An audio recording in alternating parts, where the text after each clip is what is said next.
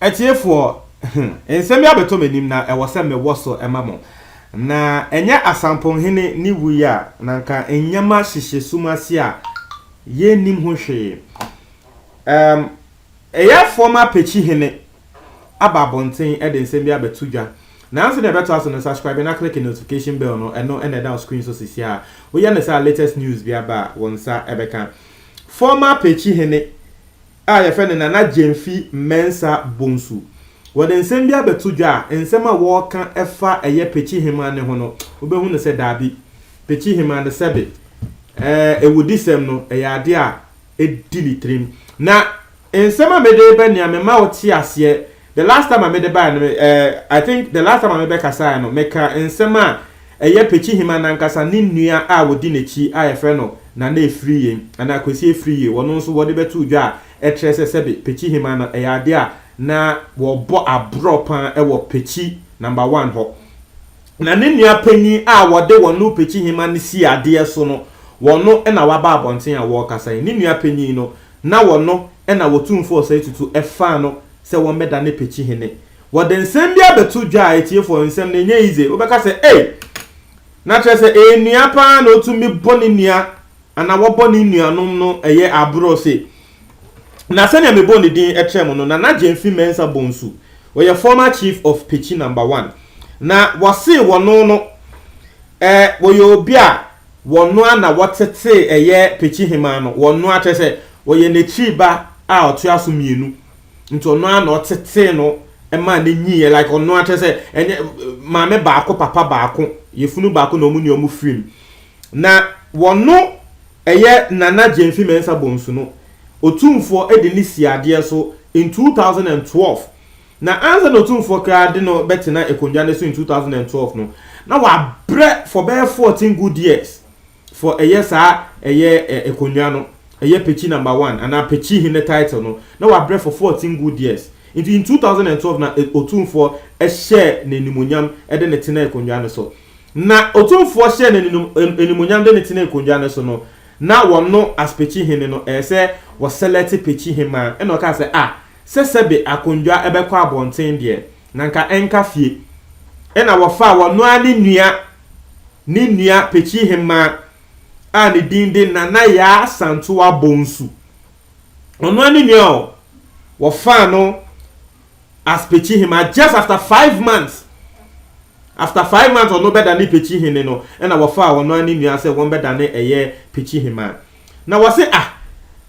ofa ni nua se won beda na pe afi na ni nua no o atifani towards ono afi na ni nua na atifani because o say wo fa ni nua na just after 5 months no be ye bosume miensa after bosume miensa na afi ni nua na plan se ni nua na be ku ono pechi hene no ono pechi hene na wa be fa wo as pechi hema no ono pechi hema na plan se wo be ku ono pechi hene na wo selecting no na wo say one day wo ho ena trese sa time na ema ni hu se dabi ni nua no adwenbo ni bia baneti ni nua ba na adwenbo ni bia baneti because o se o ho ena trese ni nua no ene ne mba se pechi hima no trese ono ewokunu a wo mo awo nti ode ne mba eba ne fie ho like all of a sudden na afi wa sheda de ne ama ne mba na betenatena ono hene ne so na trese wo mu twitwa picture nti ne ba na baako ba no mu twa baako ba no mu twa ase wo mu twitwa pictures na ono de wo hu ne se sa time no AC no na wonte ase ba nsem ni nia be siwie ye na hu se dabi sa act na ni nia no ebe ye no na ni nia plan se wo pese wo ku no nti se be se ye kum pechi hini na wa share the pictures na baba nti se chese wo no na ka se memfa ne wo fa asem brown na wa free omo na chese wo cry no wate ase na later no better ansem na se but AC no se ni nia no all of a sudden ode ne mba na ba se wo mo betena ne so ntwitwa picture na wonte ase e wo ho wonte ensem na se na wase wo koja wo mo ba ya atwese wo mo e ba ya wo koja wo mo no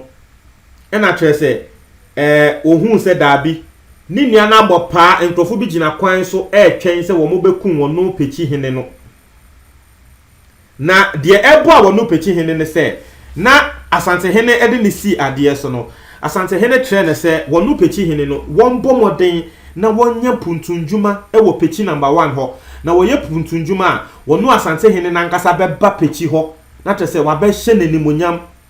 wate ase aha na wabe commission puntunjuma ne ti wonu pechi hene ne de asante hene de see so 2012 no na tese we see public toilet we see schools we see ICT lab na tese we see nyama inti wokoja ninia no taxi ya na wo mu team no na tese wo mu a wodi adwuma hye omonsa contractors and ebe ka se masons a wodi adwuma hye omonsa se wo mu si ICT lab no na wo mu ehu se pechi hene no ete eye taxi mu inti wo mu ni aba taxi ne ho a na nko wo mu bejiska inti wo mu ni aba taxi ne ho so wo mu bejiska na sebe ni nia no nkrofo a wabo mo pa se wo mu mbo ne tuo no wo mu ntumi ambo ne tuo because nkrofo ne e begina do ne ho na so mo begina do ne ho na wo gina echi na e wo se ututu a wo ntumi inti e ho no na nyame age no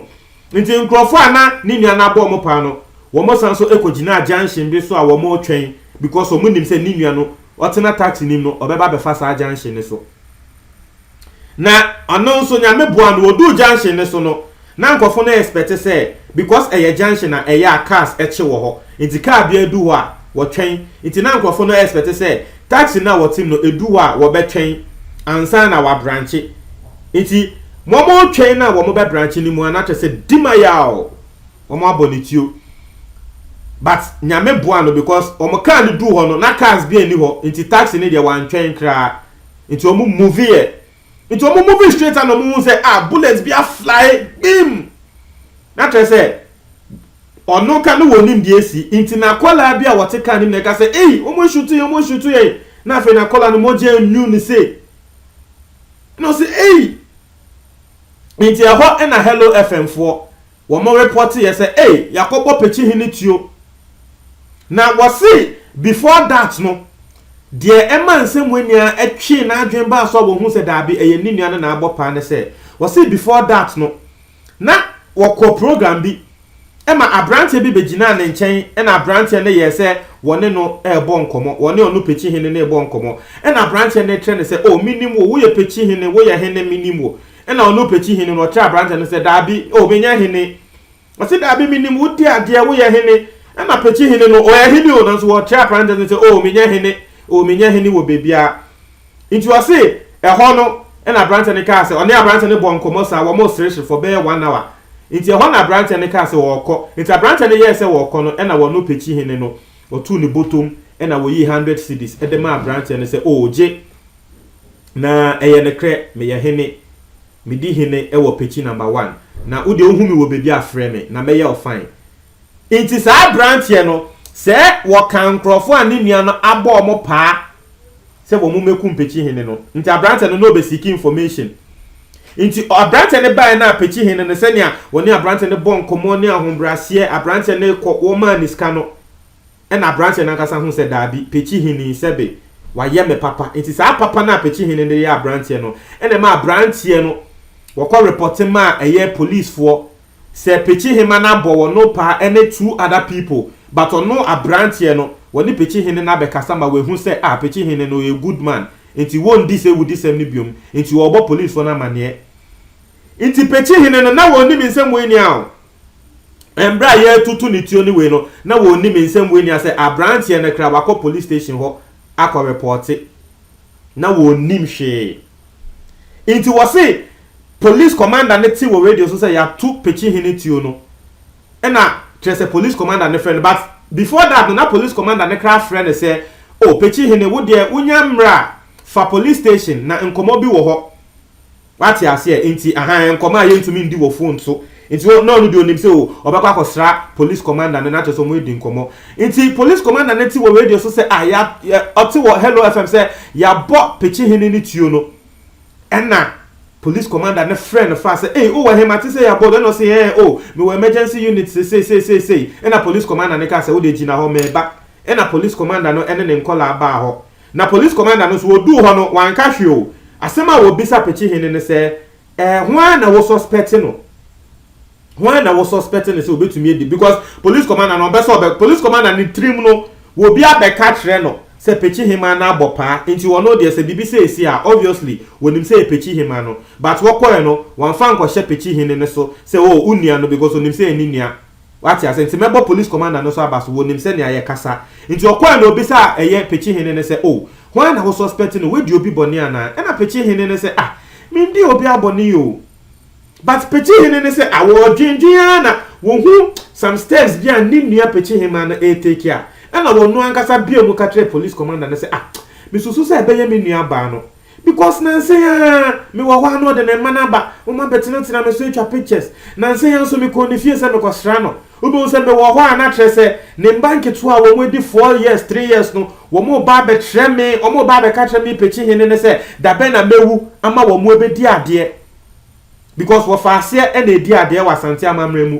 inti wo mo tre me pechi hene ne se da be na mewu ama o mo be di ade na tre se pechi hema ne ni kunu wo mo plan wo fie ho se wo mo pese wo mo ku wo no pechi hene nti wo mo ka tre nkola ne se o enche mo be di ade enche mo wo fa bewu ama mo di ade inti ana nkola no wo mo be bisa ne sansem no se ah da be na wo bewu da be na wo bewu nti wo se wo be dwinyin sansem we na no ka se da bi we die eye me nua ba na abo me pa abo nkrofo pa se wo mo be ku me because dey na wo ne nkola ne ba me ho na mi pie se me ko je omo na sansem we ni asisi ye nti yo ho no na police commander no so chere ne say ah pechi hene unnim form papa because abrantie bi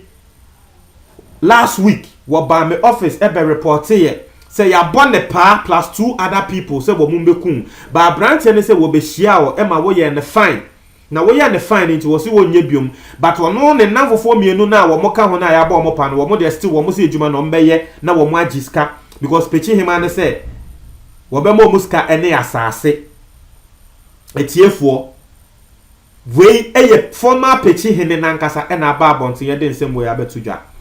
na sanya me din kan trail no pechi hima ne de won ba abonten e mbekasa enti bi obi bekasa oh yen de we are always reporting on pechi hima no say dabi we are not being biased but pechi hima no so ba abonten nsem wo nyame ye sure say wono kra wo tete na wo ba abonten de wono nso nsem e betudwa ye bema mo aso ate but we yen nsem a from pechi hene ankasa a wono ankasa say wo de ni nua ba wo ma ne beda na pechi hima no wase ni nua ba no na tese wo di no saa nyamra nsem we etiefo mo ntre mo adwen e wo comment box ni mo medase